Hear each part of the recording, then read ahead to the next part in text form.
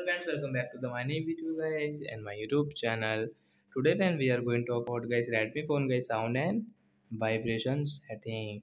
And today video title is how to enable do not disturb mode setting and how can we use do not disturb mode in Redmi mobiles. Today I will show you in this video guys.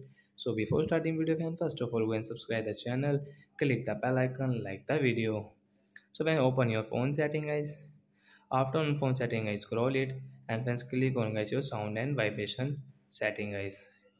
Then guys scroll it friends, you can see guys your do not disturb mode setting guys. You can see guys your do not disturb setting guys.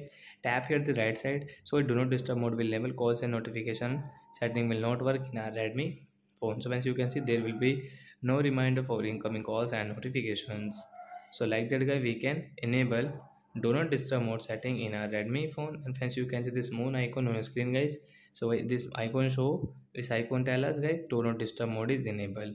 So like that guy we can enable do not disturb. So that's it guys, thanks for watching the video, bye guys.